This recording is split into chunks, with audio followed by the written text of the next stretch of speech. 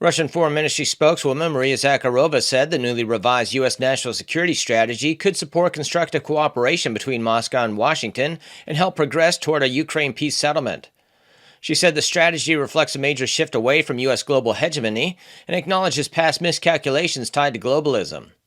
The document questions NATO's expansionary posture and does not emphasize containing Russia, though it still targets Russian energy influence.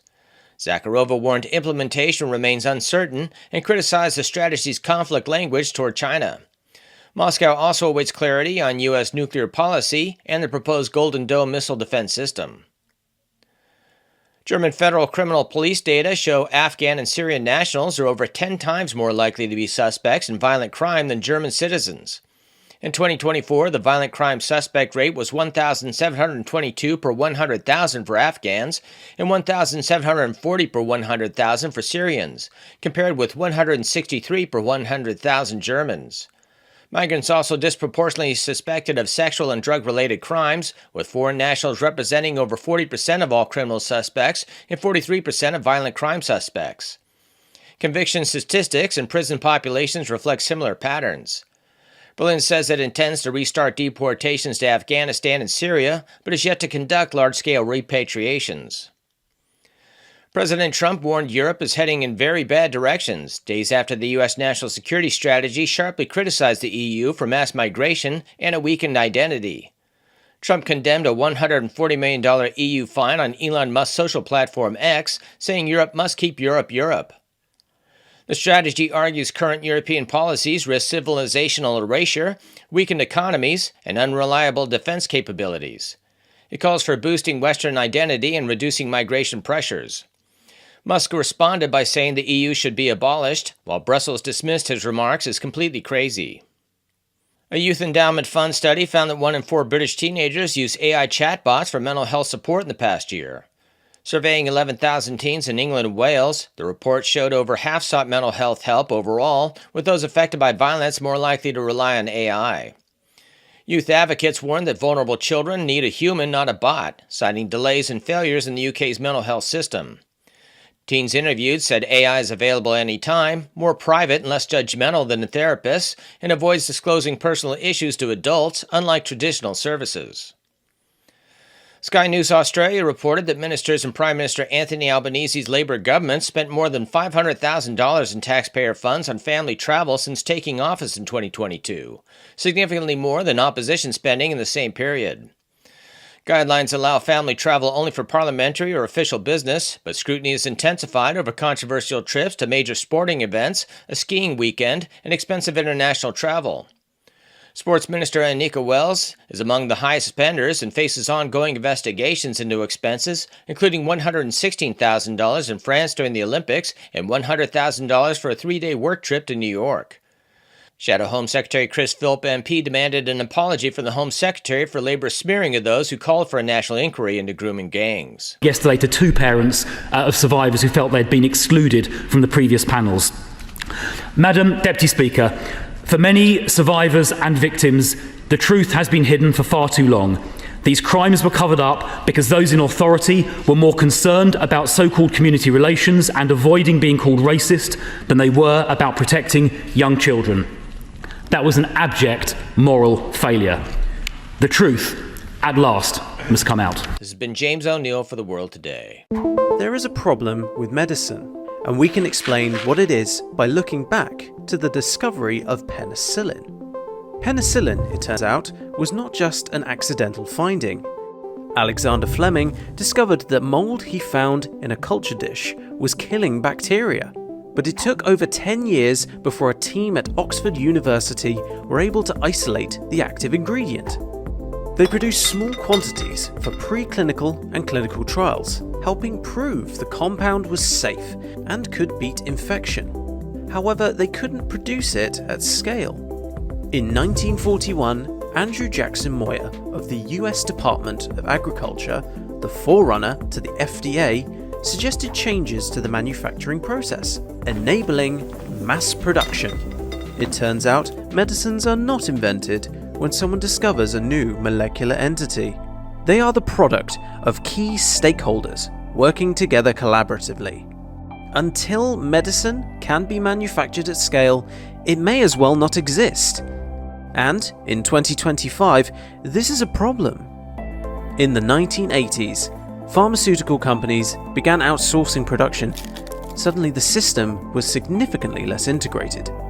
Someone with a new discovery today will find themselves disconnected from the rest of the development and manufacturing process. Companies that develop medicine are still happy to work with big established pharma companies, but the modern day Flemings are cut out of the system. The result is far fewer new medicines coming to market. We want to fix this by ensuring the pharma industry builds a more integrated supply chain. We also believe that doctors' expertise administering medicine should be included at the beginning of the process. We know that doctors on the front line have insights about how to repurpose medicine. Doctors should be able to report their findings so that the necessary testing can be completed and they can share their results worldwide. Learn more here and help us take medicines back to the future. With your help, we can continue to fight for freedom, reach new audiences, and bring important information to the public free of charge. This is not possible without your generosity. Join our quest for the truth and our freedom and donate today, telling it as it is. This is today's News Talk, The World Today.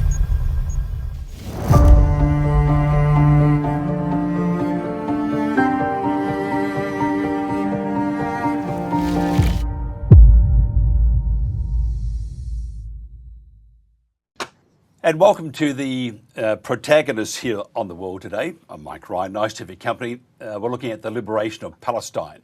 So how is the Trump peace plan going? Not so good. After all the virtue signalling from the West, there's little progress and the Palestinians are no closer to a state solution. Israel continues to attack Palestinians and its Greater Israel Project ambitions, they're still intact. Let's talk to our panel today on the latest developments in Gaza and the West Bank and what really is required for the liberation of Palestine.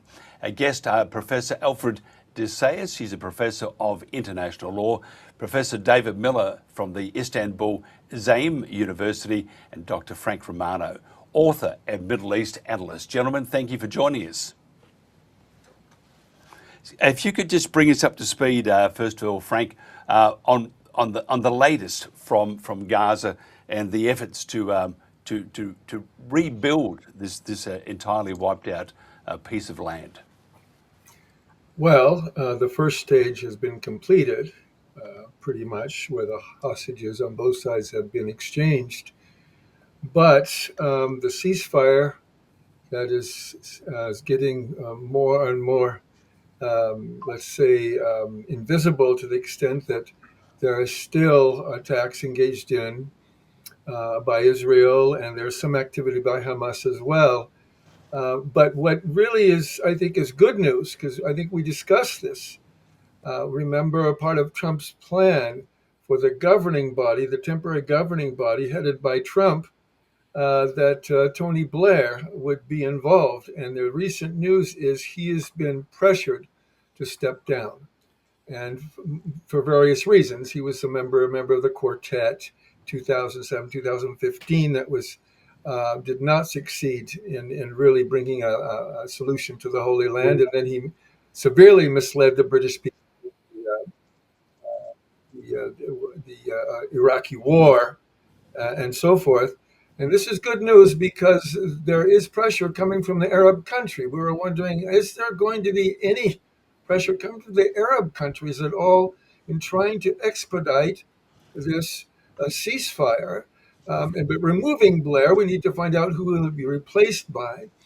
But after that, I believe, Mike, it has not progressed very far.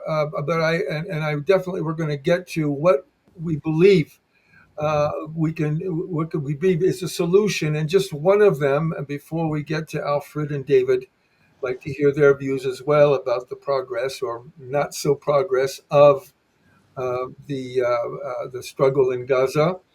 is my feeling that the overall one overall solution to lead to a liberation of Palestine is a new order by youth converging the Palestinian struggle with the struggles in Cuba and Colombia and Brazil as well. And we members, as I'm a member of the Freedom Flotilla, were on these boats and we were intercepted, right? Recently, I was also a member of the Global Summit Flotilla.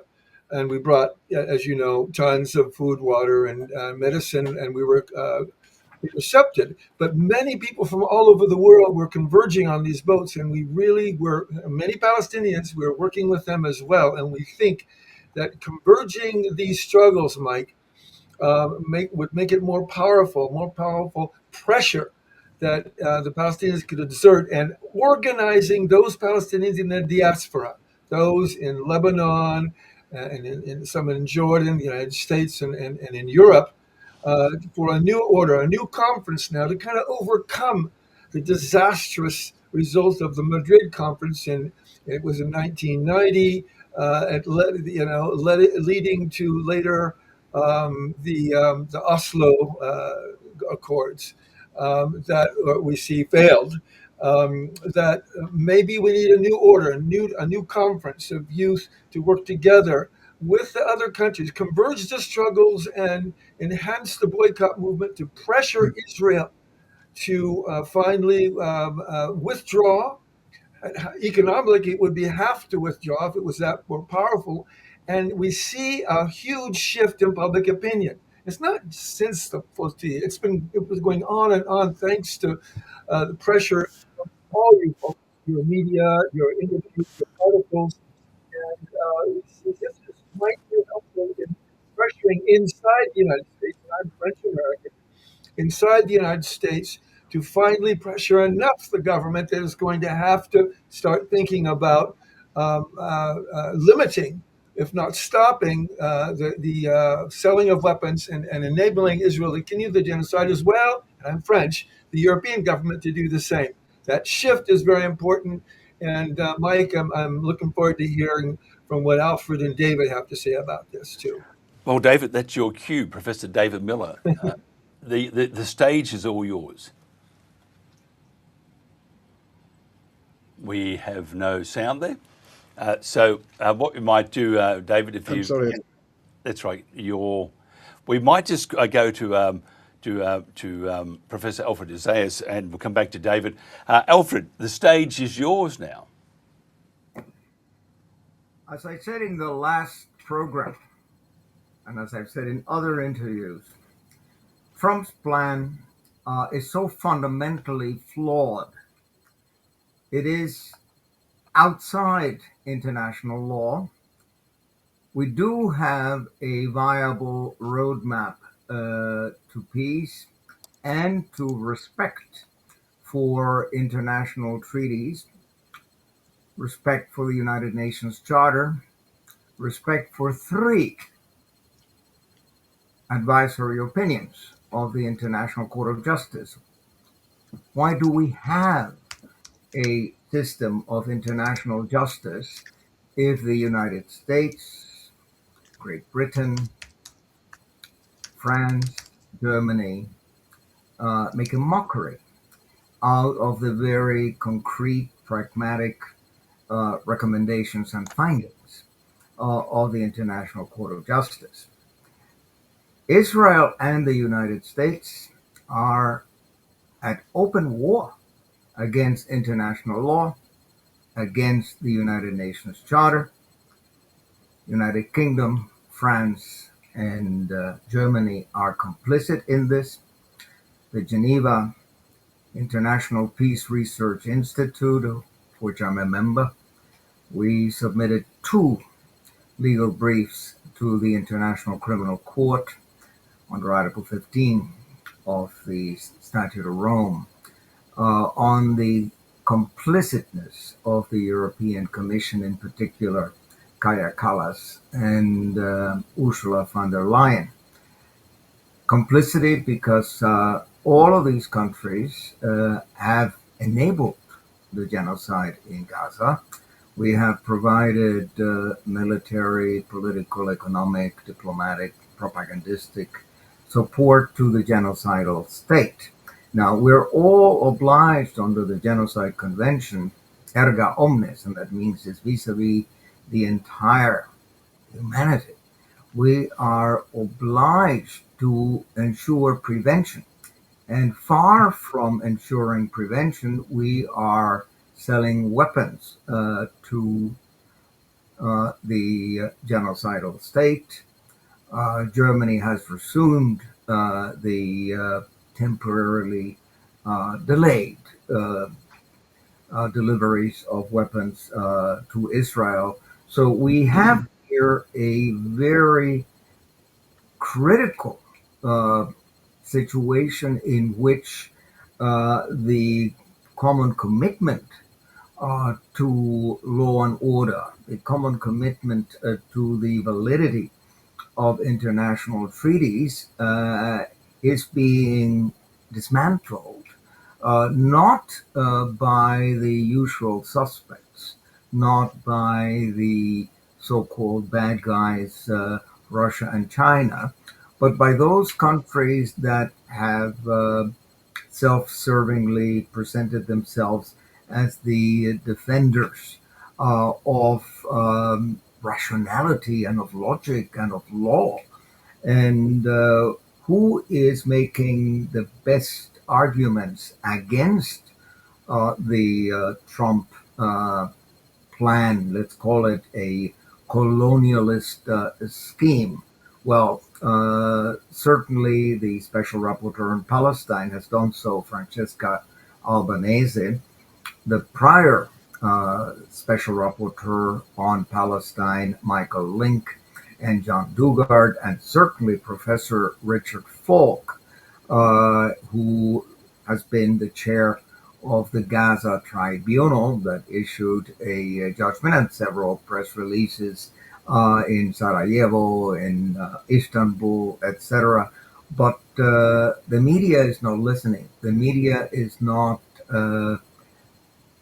conveying these conclusions of very, shall we say, distinguished scholars to the rest of the Western reading public. On top of that, we heard that Israel has significantly increased its budget for propaganda. Myself, as a long-time senior lawyer with the United Nations, I saw the penetration of this toxic Israeli propaganda within our ranks in the Secretariat. I myself was on 2 occasions invited by the CIA to become a mole. And I think I know who actually eventually became the mole, but Mossad does exactly the same. And what is particularly shocking, and you probably read it yesterday, that Israel raided the headquarters of the United Nations Relief and Works Agency for Palestine in East Jerusalem. I mean, this is such a colossal violation of international law and of the privileges and immunities of international organizations. We have an advisory opinion of the International Court of Justice on the obligations of Israel vis-a-vis international organizations, in particular vis-a-vis the UNRWA. Philip Lazzarini, the director, has made some very strong statements. Antonio Guterres, the Secretary General, has made very strong statements. And what is the New York Times, the Washington Post, CNN, BBC doing about this? It's like these are facts without consequences, as if the facts do not exist, that they were not there. And we keep talking about this farce of the Trump plan, whereby Israel continues to kill Palestinians on a daily basis. And this is being, shall we say, whitewashed by the Western media, accepted by London and Paris and Berlin. Friedrich Merz going to visit Netanyahu in Jerusalem, and Netanyahu visiting the White House and Mar-a-Lago in the United States. I mean, that means there's no international law anymore. I mean, someone for whom there is a warrant, international warrant for arrest, is at large and remains at large and as arrogant and as impossible as it has always been. So, do we want peace in Palestine? Well, if we want peace in Palestine, we must get serious about it, and we must recommit to international law. We must recommit to the Universal Declaration of Human Rights. We are celebrating today, the 10th of December, the 80. What is it? 85th? Wait a second.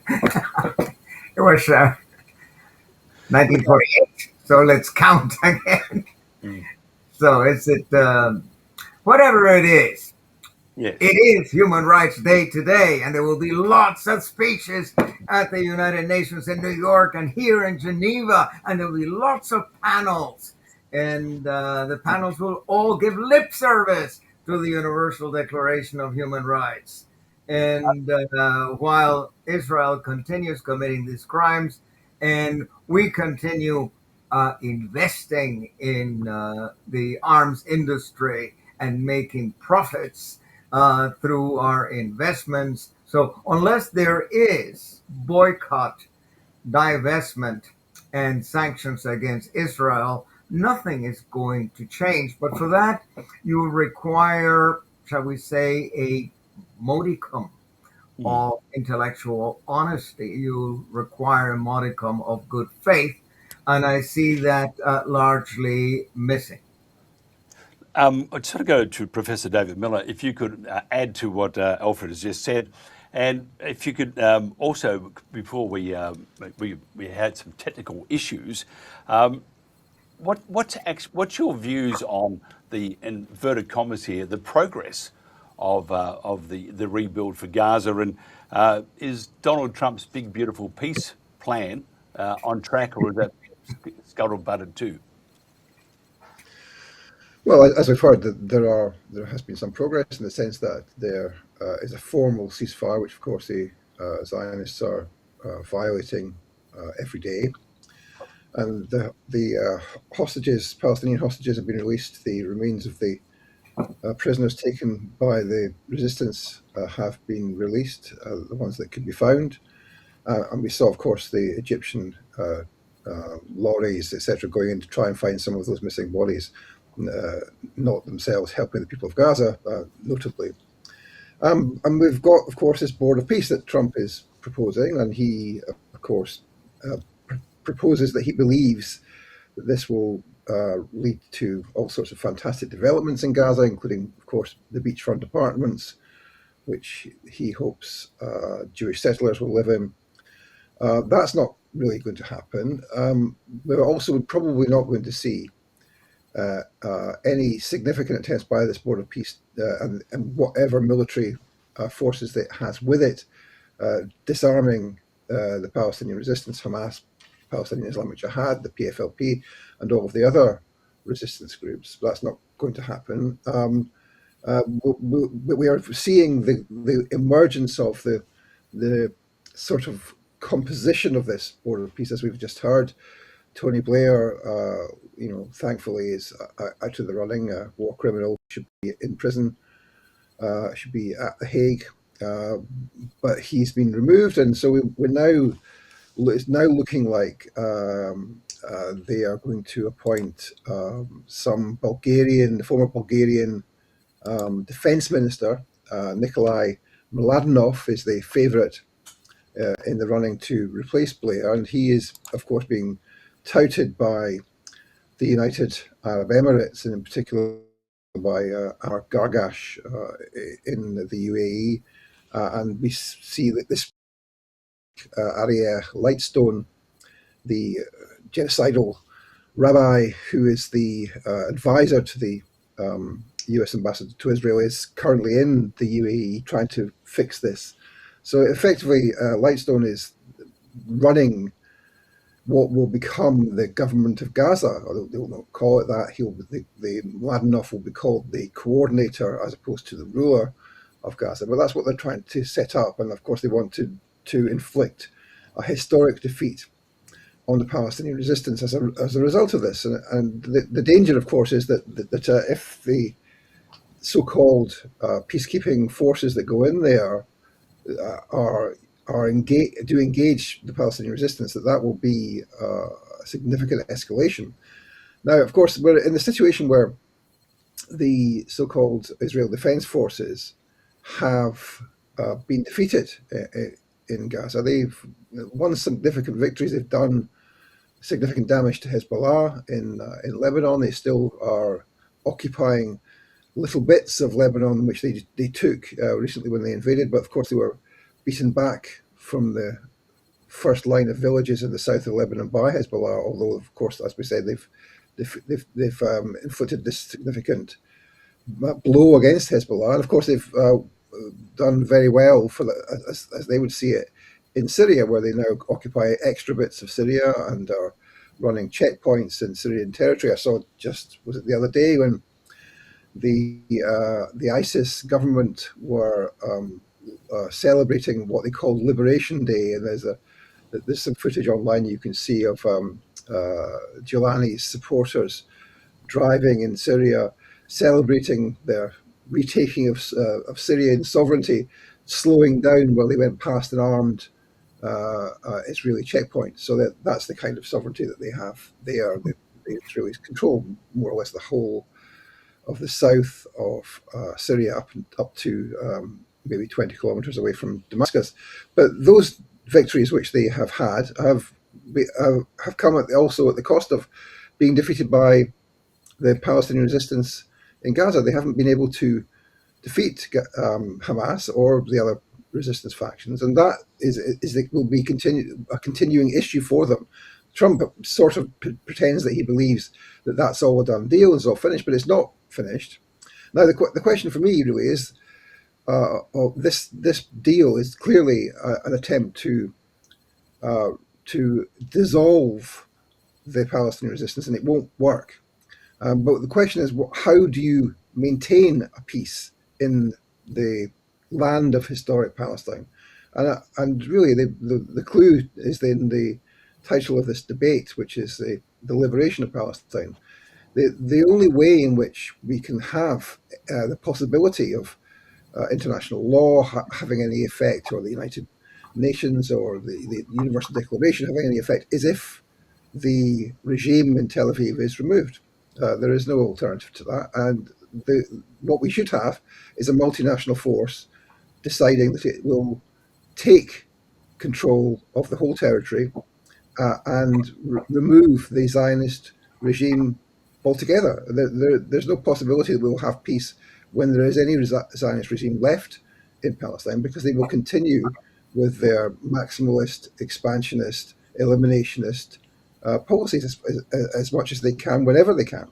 So I think that's the key question: is how do we do that? It would be great if it was a multinational force, perhaps led by some of the Arab nations, but there's no sign that they will do that.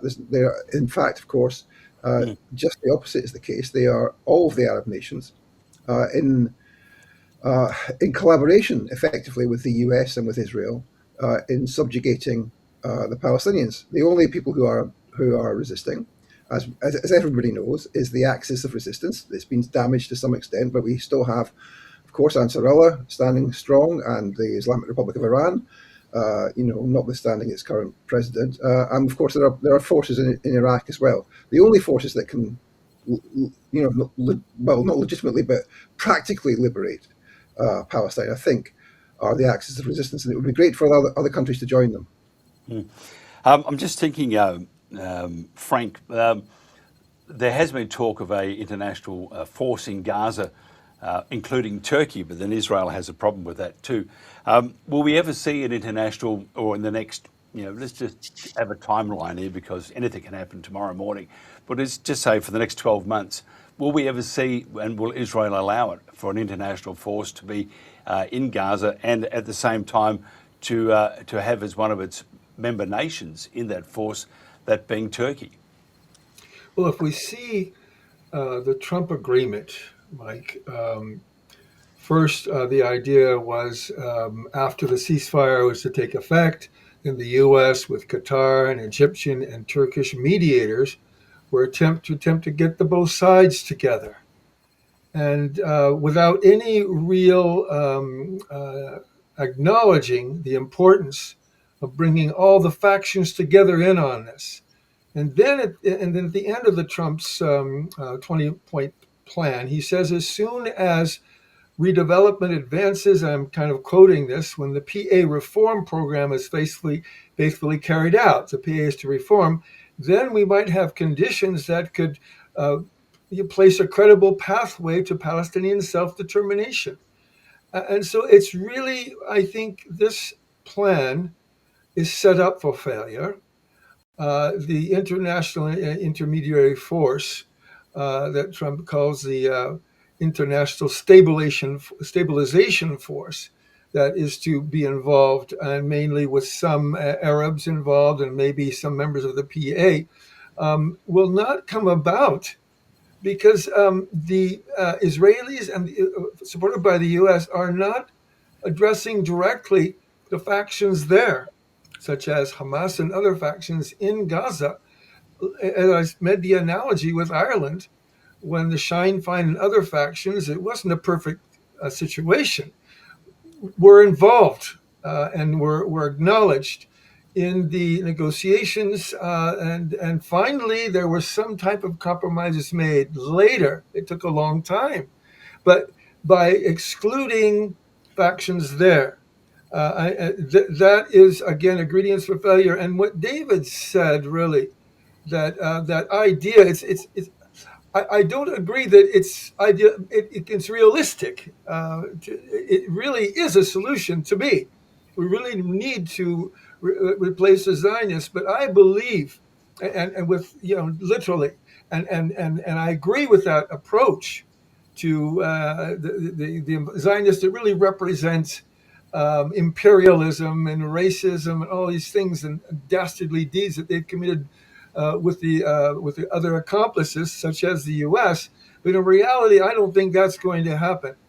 I really think that if Israel is pressured, now pressured to remove Blair, and we'll see what happens with the new leader of this temporary governing body of Gaza, and then down the line, what type of situation is going to take place when the Israeli soldiers are withdrawing a bit instead of continuing to attack, as David said. They're attacking every day and still killing Palestinians just like they do in Lebanon. So we've got these ceasefires in both places and not complied with. And so what does that mean? In other words, there is really a sabotage of these ceasefire efforts and a desire to get back to war, to trigger war, so that we go back to that overall plan that I believe Trump really has. And the overall plan, I believe, is, as we talked about before, to get to the value of what's in Gaza and what's in the West Bank. We talked about the gas, reserves off the coast of Gaza, the oil reserves in the West Bank amounting to $500 billion worth of reserves.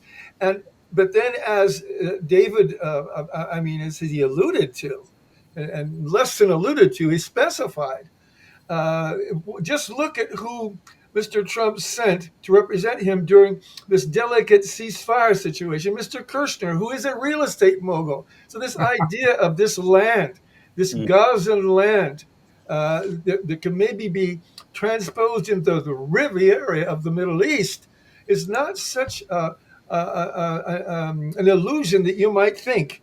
In Mr. Trump's limited imagination, and his limited ability to really understand what's happening on the ground. But we need drastic change, and I will refer the idea of continued pressure. I mean, the flotilla that we were all intercepted, right, and we were trying to bring in humanitarian aid. There has been an enhancement of humanitarian aid. It's not because of us. I think we're just one of the pressure groups that are trying to pressure to bring in food, water, medication. These starving, desperate people. I think we don't know what to do now. So we actually are planning more activities in the spring. If it's for more boats, a lot more than we sent before, hopefully, and with even more pressure. What else can we do? The Gaza by land was thwarted, so by boat maybe, and we're trying to do something, and hopefully it won't be necessary in spring. But the way things are going, just as depicted by David and Alfred, that it's not getting better, and something's going to happen. So I will continually to engage in direct action, and hopefully there'll be enough pressure that we can do what David, that idealistic but realistic. I mean, really, what should happen is to get the rascals out and bring in a new government. And many Israeli Jews, I think, would agree with that idea. Thank you. I just got to ask you, Alfred, do we, and I agree with what Frank's saying too, by the way, very much so, but do we need to throw away the Trump peace plan, and do we need to start again? As I said, the Trump peace plan is a farce. On the other hand, that's what we have right now. I'd like to see the Trump peace plan fundamentally modified to incorporate enforcement of the advisory opinions of the International Court of Justice, to incorporate enforcement of the orders of the International Court of Justice in the case South Africa against Israel. I mean, I have a feeling that all of this rhetoric, we are living in an artificial, not to say surrealistic world, where we're not talking about the elephant in the room. We're talking about things around it, and real estate and Gaza Riviera, etc., instead of saying the problem here since day one, since General Assembly Resolution 181, the partition resolution back in 1947, we're dealing here with blank colonialism. Zionism is colonialism. Zionism is racism. I go back to the resolution of the General Assembly 3379. Zionism is a form of racism. This resolution was adopted by a huge majority at the time, and it was only lifted 16 years later by Resolution 46/86 in 1991, when Israel was showing the olive branch, and it seemed like the Palestinian state was at hand. Now, what we need today is to return to rationality, to return to a commitment that law is law and that words have meaning, and not to do as, Netanyahu creates international law. He does not. The United States does not create international law. By violating international law, all you do is to demonstrate that the United Nations system lacks an enforcement mechanism, but it does not make what you're doing legal. And once again, I would like to see governments take this seriously. The only way to force Israel to abide by international law is to make Israel feel the consequences of not doing so. And that means a complete break in commercial relations, not purchase anything, not sell anything to the genocidal state. On top of that, you can have a break in diplomatic relations. On top of that, you can throw out the Israeli diplomats from the United Nations by denying them accreditation, which was done back in 1974 with regard to this apartheid South African diplomats at the General Assembly. General Assembly has Article 6 of the UN Charter that allows the General Assembly to adopt a resolution to expel a country that systematically violates the UN Charter, expel it from the United Nations. Even if the United States would block it in the Security Council, the very fact that you would have that kind of a resolution adopted does have meaning. And we're having very weak rhetoric in the light of the magnitude of the crimes committed by Netanyahu. Netanyahu is not a person with whom you can talk. Netanyahu is an ideologue. Netanyahu is a fanatical, rabid Zionist, and that is an anachronism in the 21st century. As a matter of fact, it was already an anachronism in the 20th century. So unless you have regime change in Israel, you're not going to have peace. And I would like to see the great Jewish minds to whom I count Noam Chomsky and Ilan Pappé and Jakub, just heard him in a debate yesterday's professor in Montreal. The last name escapes me.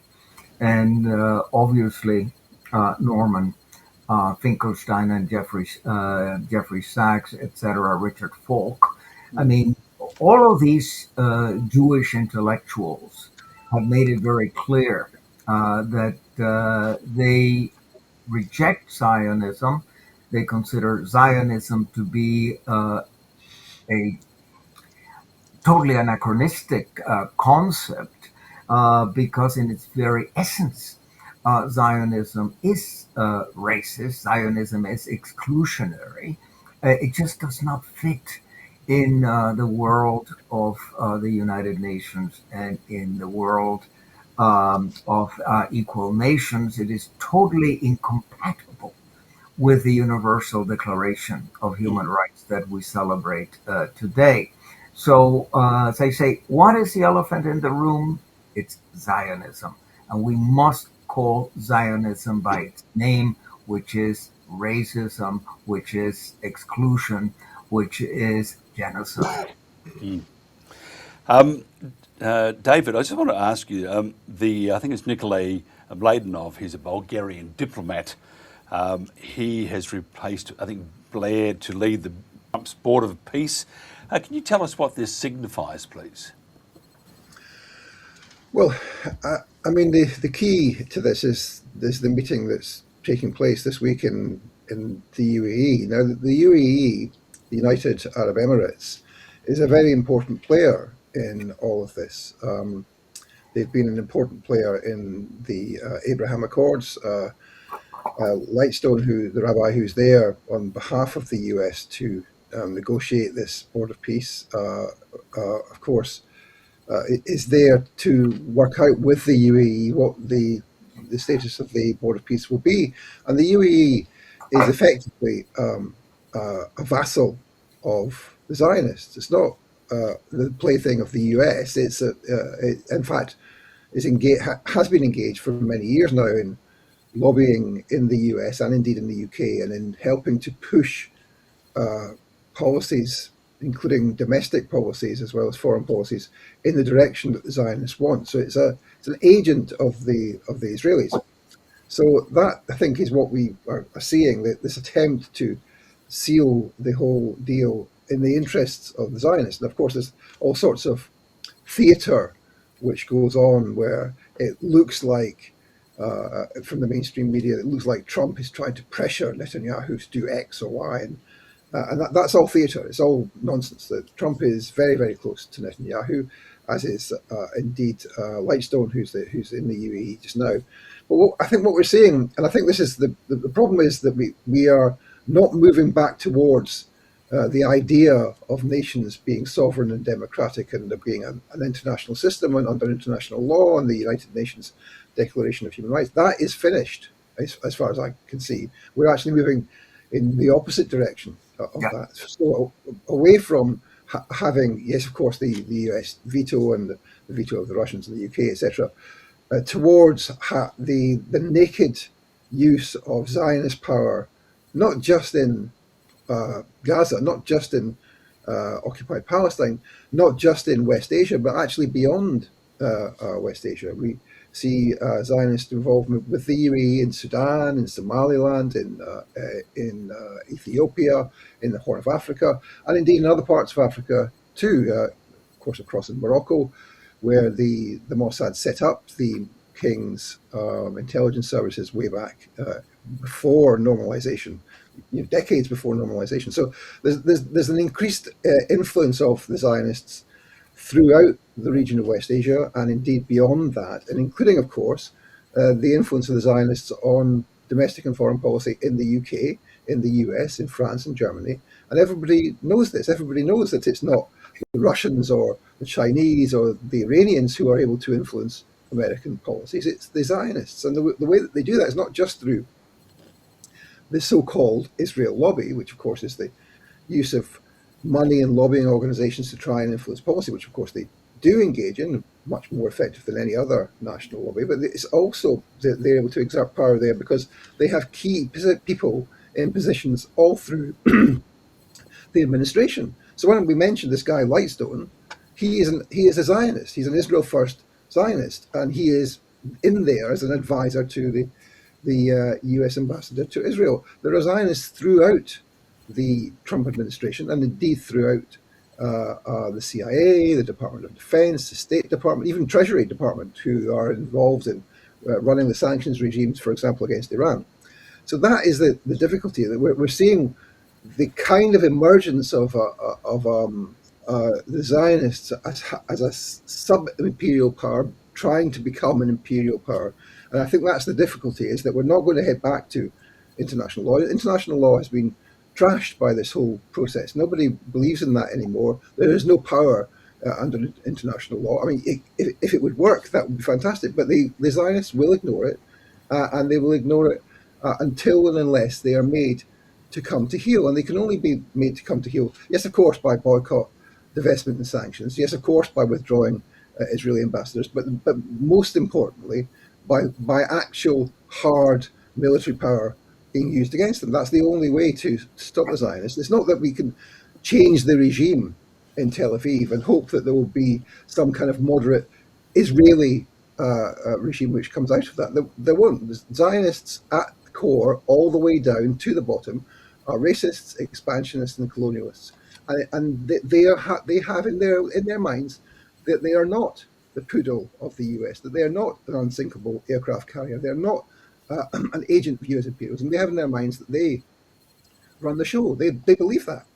And if you look at all Netanyahu's comments going back many, many years, he believes that he can just he can snap his fingers and Congress will do whatever he wants. And that seems largely to be the case. And so I think that's the difficulty we face. There is no way to negotiate with these people. There is no way to have a ceasefire because they'll break it as soon as it's signed, before the ink's dry.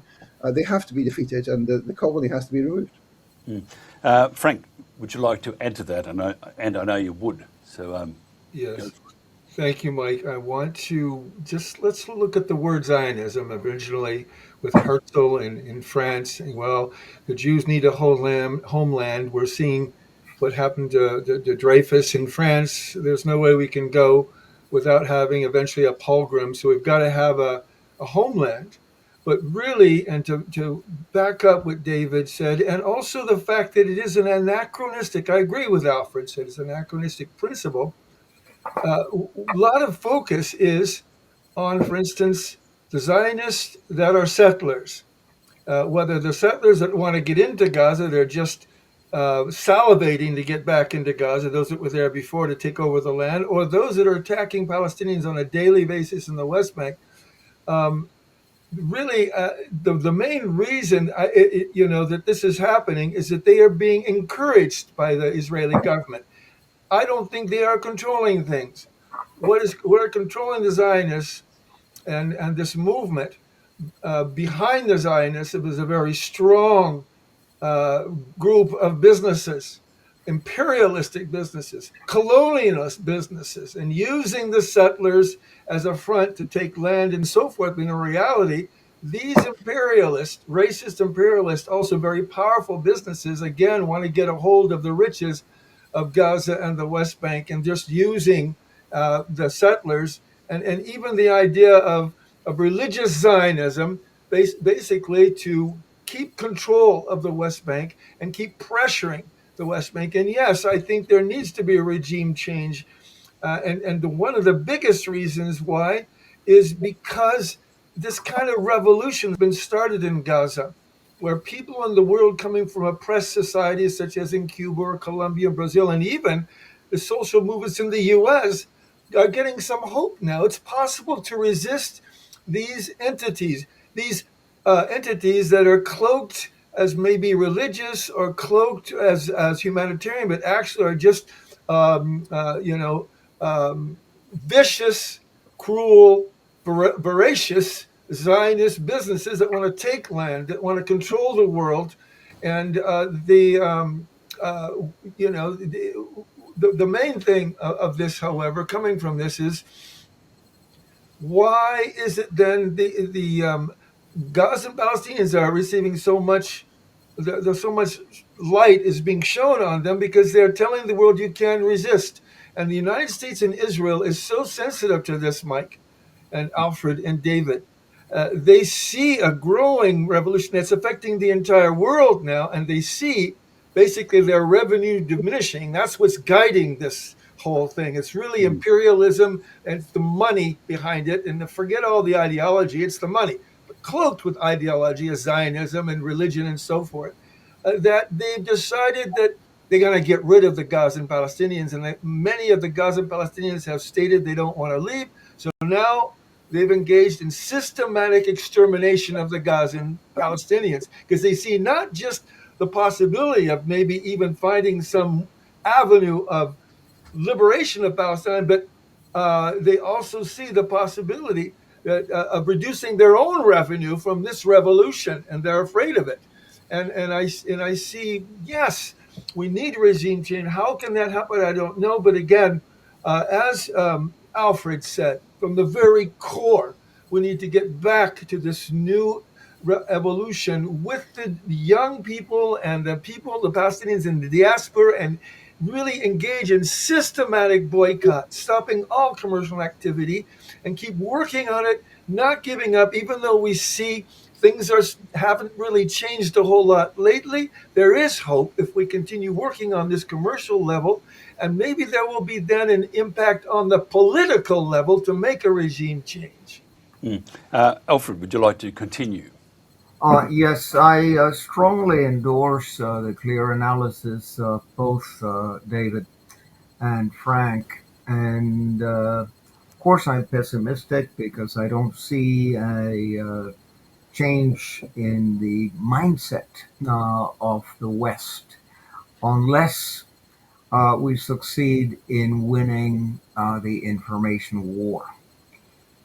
I mean, all the arguments, rationality, logic is on the side of the United Nations and on the side of Francesca Albanese and Richard Falk and the other rapporteurs who non-stop issue press releases and media statements condemning the war crimes against humanity by Israel. But the major news services, whether it be Reuters or AP, and of course the New York Times, Washington Post, CNN, etc., they always have a spin and they always have slanted news that do not alert the wider public that here something very fundamental is occurring.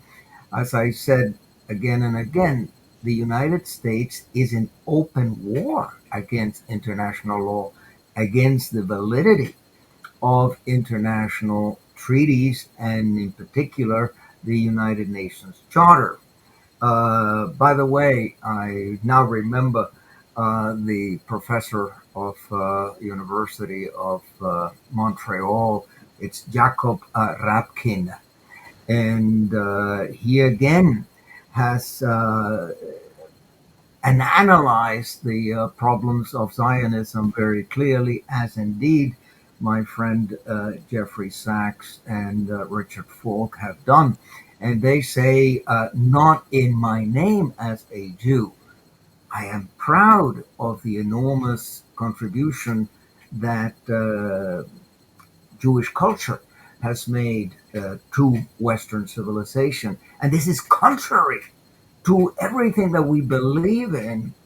And I feel with them, because it must be very difficult to be an enlightened intellectual like Jeffrey Sachs or Ilan Pappé, and see what Israel is doing in the name of the Jews. I would go one step further, and I say, when we have a change of mindset, we will understand that Zionists in the United States, Zionists in the United Kingdom, in France, in Germany, are actually traitors. According to the law, they give aid and comfort to a foreign power and put the interests or the supposed interests of the state of Israel ahead of the interests of the American people, the British people, the French, and the German people. So these Zionists are actually recognized or registered traitors.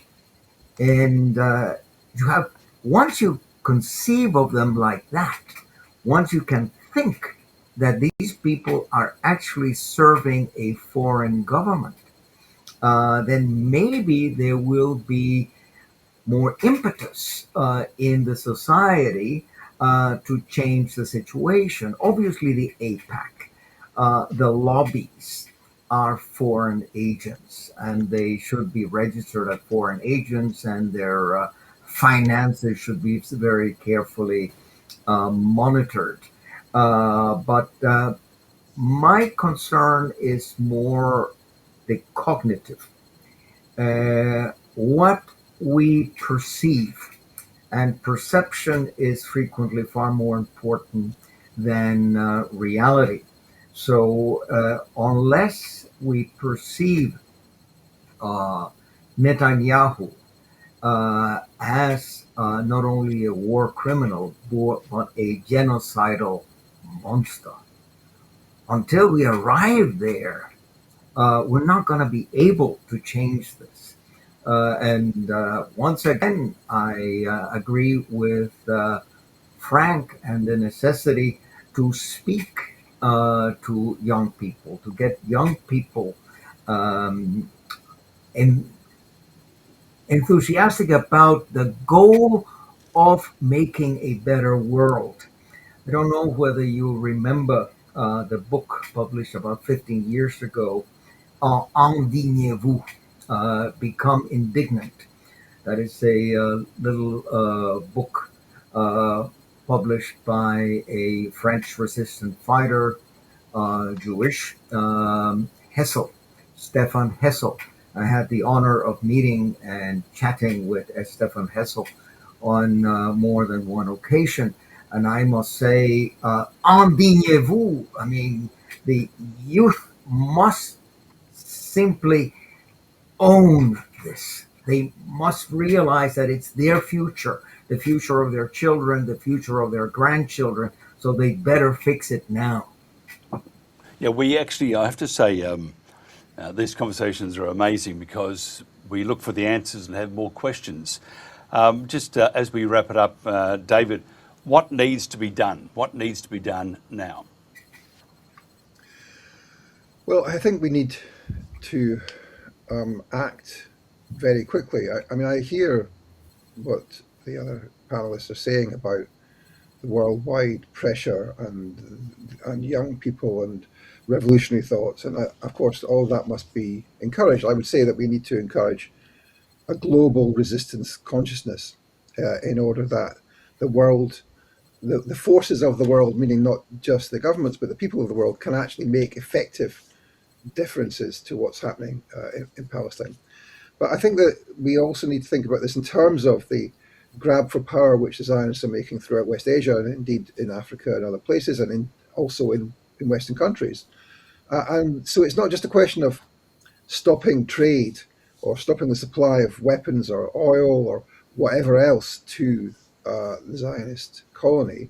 It's also, I think, a question of starting to remove the infrastructure which supports the genocide, and that, by which I mean the Zionist movement throughout the world. There are Zionist organizations in more than 100 nations. There are formal Zionist organizations in over 40. And so there are Zionist movements which are very powerful in UK politics and US politics. And they need to be targeted. These are organizations need to be dismantled. They have charitable status in the UK and indeed in Canada. They have 501c3 status in the US.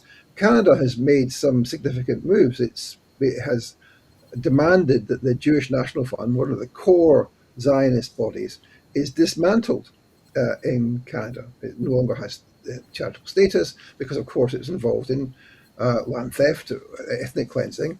And so we should be replicating that across the world. All Zionist organizations should be looking over their shoulders. They should be denied charitable status. They're engaged, all of them, in supporting the genocide. And that's the beginning, I think, of thinking about how we do this. It's not just a question of what's happening in Palestine. It's a question of how the Zionists are able to exert power and support the genocide from London, from Washington, from Sydney, and indeed from all the other places where they are organized. Frank, where to from here? What needs to be done now? I think that's excellent, David, that going to the core of the Zionist infrastructure, it's like when they say you're targeting your opponent, you don't go to the tail or you don't go to the stomach, you go to the head. And you know, that makes sense. I've been advocating, focusing on, the boycott movement, and of course with Alfred as well, is really focusing on new youth and encouraging them to resist and becoming informed and make it a global movement. That makes a lot of sense. And if we can, but what I'd like to advocate, David, Alfred, and Mike, I'd like to bring all these forces together. Because what I've done when I was a litigator, I was an international litigator, of course, I'm one of the lawyers for the Palestinian people for the ICC, is when you engage the enemy, you surround that enemy with all the forces you can. And as I was a litigator, even if the judge didn't like me, I surrounded the case to the extent the judge was going to have to give me victory, or I convinced the judge I'm going to reverse the judge. Well, all these possibilities, David's suggestion, of course, going to the heart of the infrastructure and disband, and finding a way to collapse this infrastructure within the countries, their charitable status and so forth, and then focus on the youth, and then focus a lot on the boy. I think we need to do all these elements to fight this extremely powerful enemy that I think has taken over this world. And finally, Alfred? BDS, boycott, divest, and sanction. That should be the policy of all human rights organizations. I have written to my alma mater, Harvard University, to demand that they divest, but there's so many universities, so many foundations that invest in Israeli funds, etc. It's a question of isolating Israel, but also isolating the United States. I would like to see Latin America, Africa, and Asia immediately stop purchasing American weapons, stop purchasing American planes. Why should Switzerland, of which I'm also a citizen, why should Switzerland be purchasing F-35s? The profits that the military-industrial complex makes in the United States by selling these weapons worldwide. What if there is a consortium of states that says American weapons are good, but Chinese weapons are just as good, or Russian weapons are just as good, and we will purchase elsewhere. But since you, United States, and you, Israel, are engaged in genocide, we won't do business with you. If we make the military-industrial complex feel this, I think there will be policy changes. But all the rhetoric we will hear today on Human Rights Day is not going to change anything until the pocketbooks of Americans and of Israelis are hit badly. Mm. I have to thank you all. As I said before, we look for answers and have more questions than answers, but I think that's part of evolution too. Our panel today has been just brilliant. Professor Alfred de Zayas, Professor of International Law, Professor David Miller from the Istanbul Zaim University, Dr. Frank Romano, author and Middle East analyst and all-round good guy. Thank you very much, gentlemen. This is The World Today, and this has been The Protagonist.